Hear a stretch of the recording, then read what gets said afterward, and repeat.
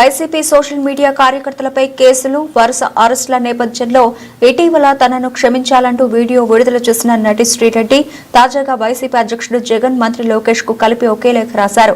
అందులో తొలుత జగన్ గురించి ప్రస్తావిస్తూ జగన్ భారతిరెడ్డిని దగ్గర నుంచి చూసే అదృష్టం తనకు దక్కలేదని, టీవీలో చూసి ఆనందిస్తుంటానని పేర్కొంది. పార్టీలో తాను సభ్యురాల్ని కాకపోయినా తన వాణిని బలంగా వినిపించానని, అయితే తన వ్యాఖ్యలతో పార్టీకి చెడ్డ పేరు వస్తుందని, పార్టీకి నష్టం జరుగుతుందని అంచనా వేయలేకపోయానని విచారం వ్యక్తం చేసింది. ఇప్పుడు తప్పు తెలుసుకుని పార్టీకి దూరంగా ఉండాలని నిర్ణయించుకున్నానని పేర్కొంది. అనంతరం మంత్రి లోకేష్ ను లోకేష్ అన్నా అని సంబోధిస్తూ ఇకపై తాను ఎప్పుడూ ఎవరిని ఇబ్బంది పెట్టేలా వివాదాస్పద వ్యాఖ్యలు చేయబోనని, తనకు ఇష్టమైన దేవుడిపై ప్రమాణం చేసి చెబుతున్నానని, తనను క్షమించాలని వేడుకుంది. వారం రోజులుగా తిండి నిద్ర లేకుండా కుమిలిపోతున్నానని, తనతో పాటు తన కుటుంబ సభ్యులు వేల సంవత్సరాలకు సరిపడా క్షోభ అనుభవించారని, తనను వదిలిపెట్టాలని విజ్ఞప్తి చేసింది.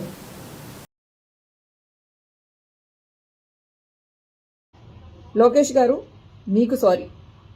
అలాగే మీ అమ్మగారికి, మీ భార్య గారికి సారీ. అలాగే అనిత గారు సారీ.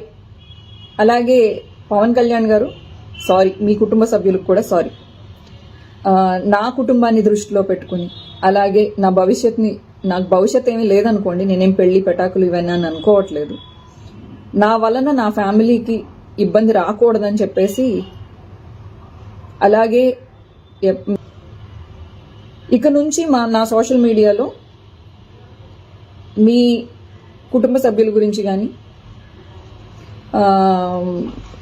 ఆ విధంగా ఏ విధమైన తప్పుడుగా రాదు అని చెప్పేసి నేను మీకు హామీ ఇస్తున్నాను.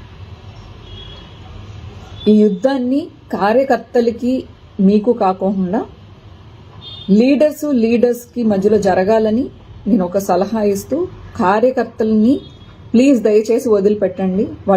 నేను విజ్ఞప్తి చేస్తూ, విన్నవించుకుంటూ, బెండ్ అయ్యి అడుగుతున్నాను, మా కార్యకర్తల్ని వదిలిపెట్టండి అని చెప్పి, ఇంక్లూడింగ్ మీ, నన్ను కూడా క్షమించండి. Thank you.